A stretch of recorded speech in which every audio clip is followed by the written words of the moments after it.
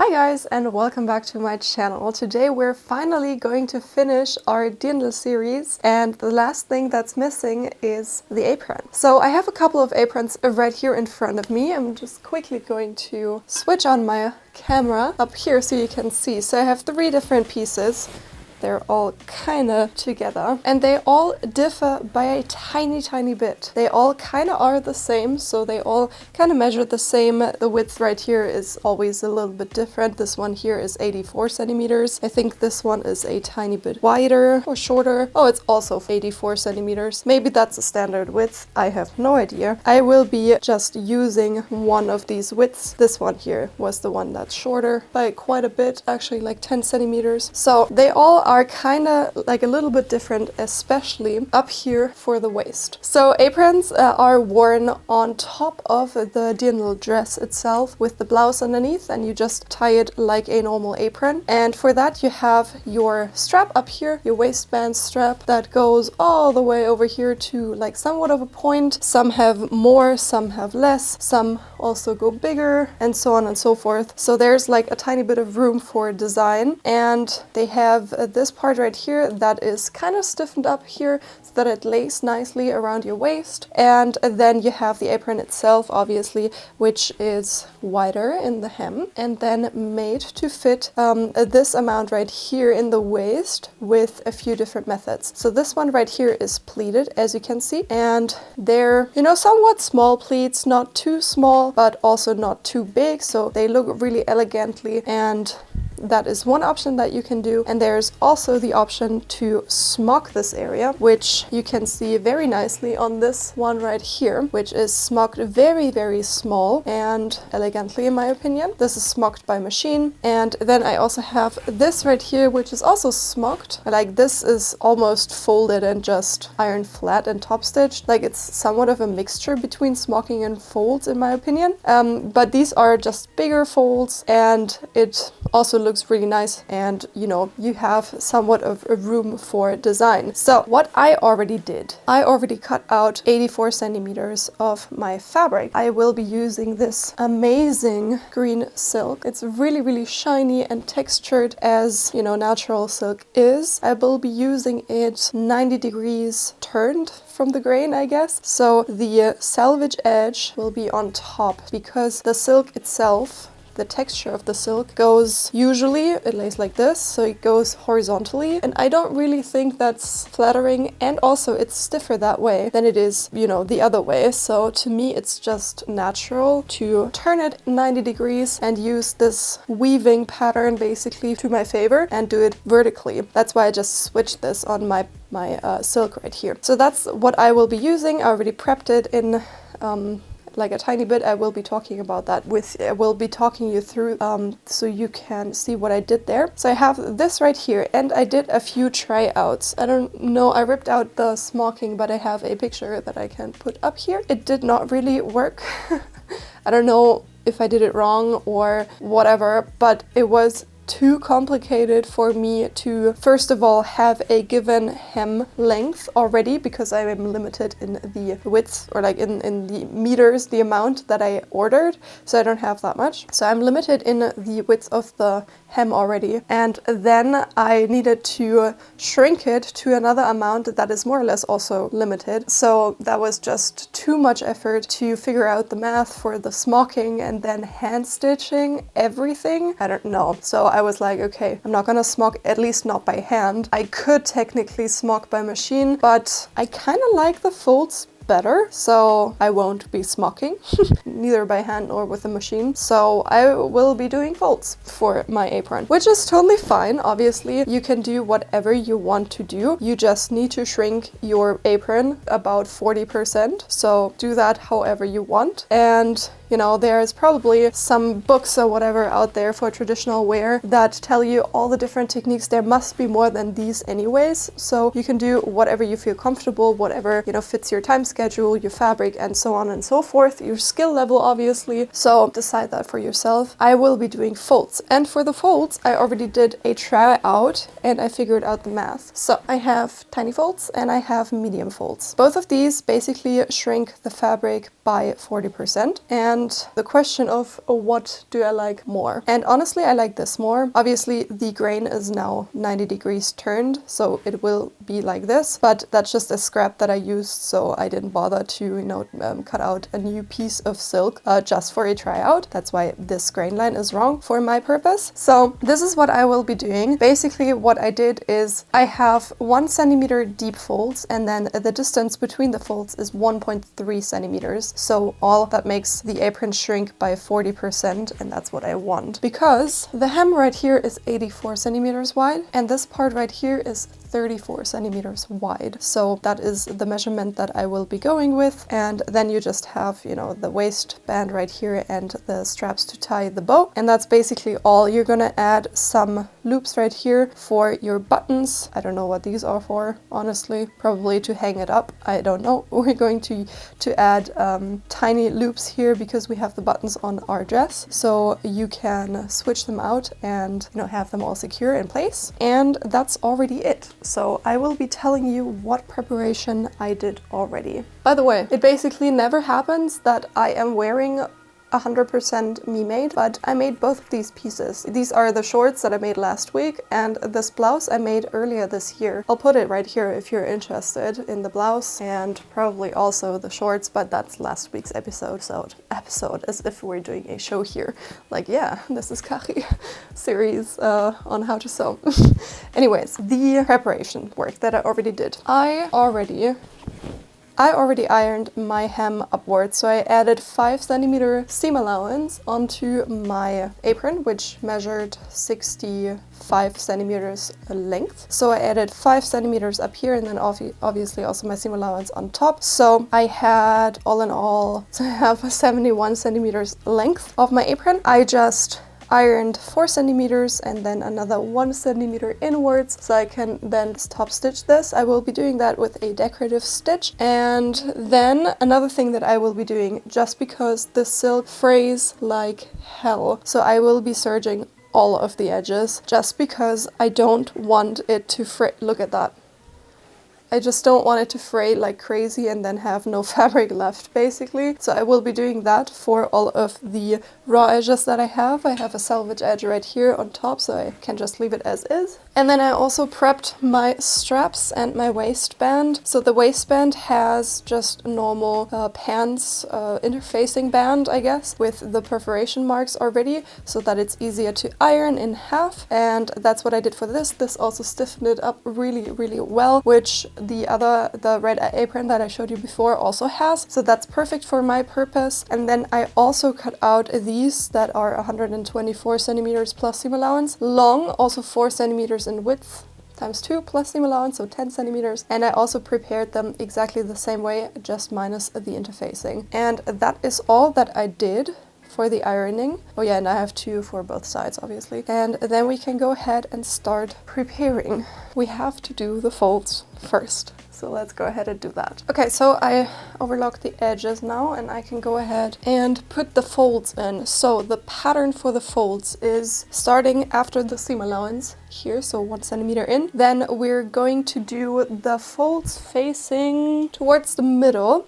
So we're going to do 1 centimeter in, 1 centimeter out, and then a distance of 1.3 centimeters. So let me zoom in. So I'm going to start at 1 centimeter approximately. Probably it's better to start a tiny bit more inwards, so I'll be doing 2 centimeters. Then I have my hem measuring device right here, and I'm going to measure 1 centimeter depth of the fold. So this lines up right here with 1 centimeter, like you have it better here. Then I'll just put a pin in to keep it in place. I am measuring 1.3 centimeters, and to not destroy the selvage edge, I'll be just using another pin to mark that point. And then I'll go in and do another 1 centimeter deep fold, and I'll fix it in place with a pin again. And I'll be doing that until I reach the middle. In the middle there will be a box pleat, and then we continue doing the same from the other side, so everything facing the center front basically.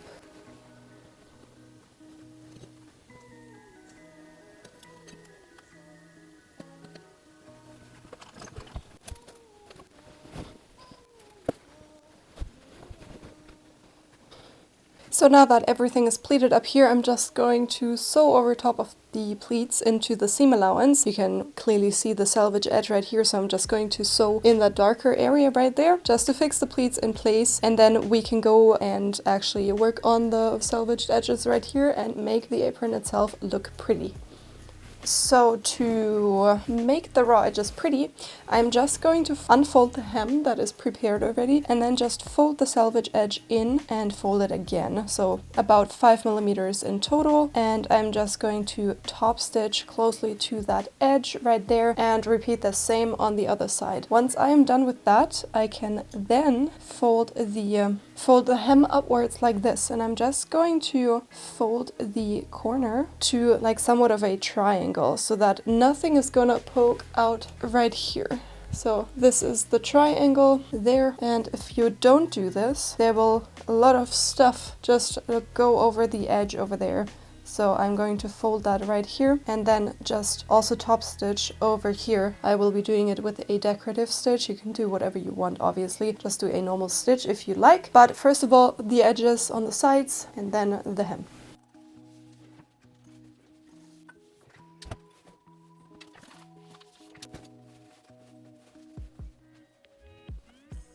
So the body of the apron is done, and we can now put on the waistband and the straps.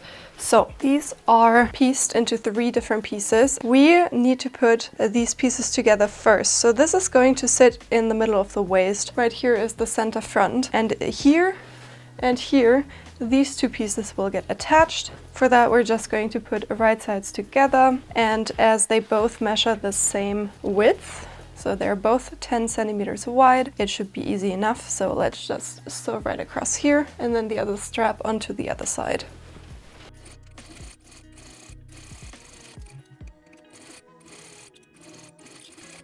So let's iron the seam allowance towards the strap, as that's where it wants to lay already. And this is the stronger one, so it goes automatically to the weaker side. Let's put the pre-ironed folds back in, as we're gonna need them in just a second.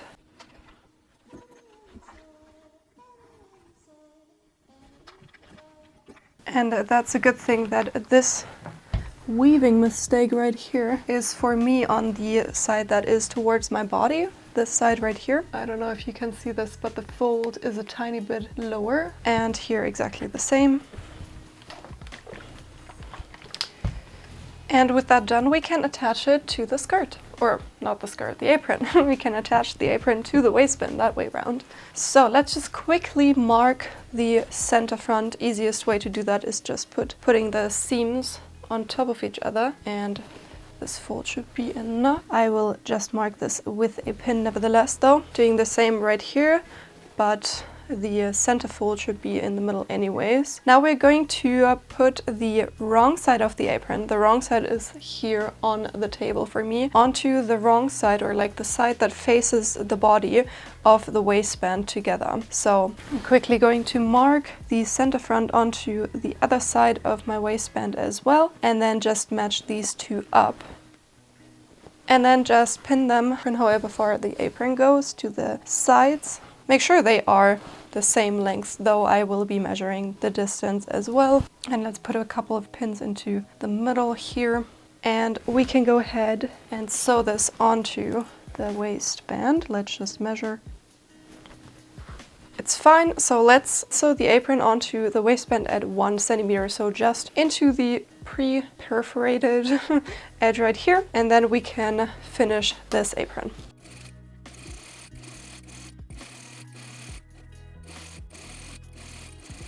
Okay, now that that's done, it already wants to lay into the waistband because of this interfacing that we have on right now. We can just fold it back down and on top of the seam, and the seam now should be covered by the waistband itself, just like this. And we're going to pin everything down and then just top stitch the edges right here. You can, if you want to, you can also before you do that, let's actually do that because it's the nicer way of finishing this. So the straps right here are also still open, and the best way to manufacture them would obviously be putting right sides together and then turning the straps back out. So let's do that. And right here we want to have the point. So what we will do is match everything up and then go from our stitching line just like 2 to 3 centimeters inwards and stitch from here to the point up here. And then we can cut away the seam allowance and it will turn over and have a pointy ending, basically the strap. And we will be sewing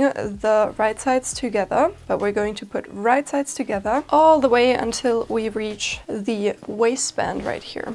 We will stop sewing right here at the seam, and from there on we're just going to put wrong sides together and top stitch it. Gosh, the fraying of this fabric is horrible. I think I'll just be doing that on the machine. I don't need to pin these together, I can do that on the machine, but just put right sides together and stitch 1 centimeter here into the pre-ironed fold, and then we can turn over right sides out the straps. I will be doing the same on this side here, and we have a nice finish for the straps.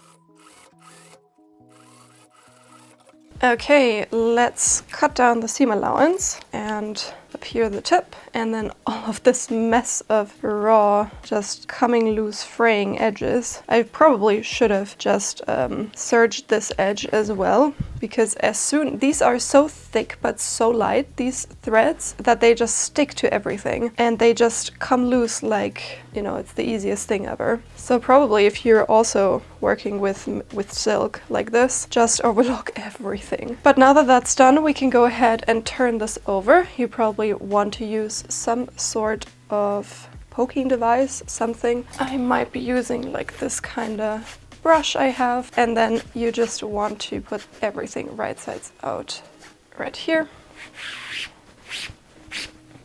and then just pull on it and it should come out quite easily, just like this. We're going to iron that in a second.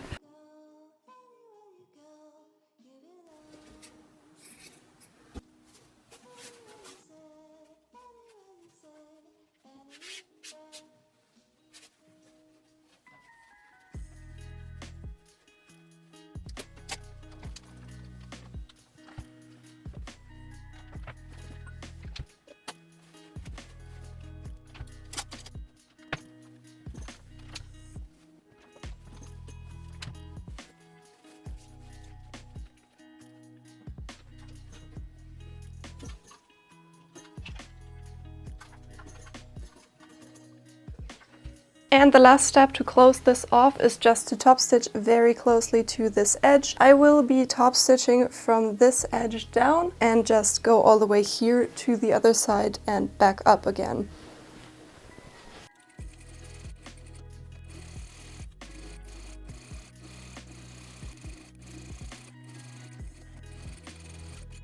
And to have something to attach this to the dirndl itself, we're going to measure from the center front 10 centimeter to each side, and then just hand stitch any kind of loop that you have at hand, like any kind of, I don't know, it can be a elastic or something like that, like a round elastic like this. So I'm just quickly going to measure 10 centimeters to each side right here. And then you can use something like this and just make a really, really tiny buttonhole right there and just hand stitch it onto here. It's probably the best to hand stitch it right here. You probably could have also just stitched it into closing this. Didn't think about it, sorry. I will be hand sewing it in place. And then the blouse. I get really confused with all of the names lately. The apron will be ready and finished.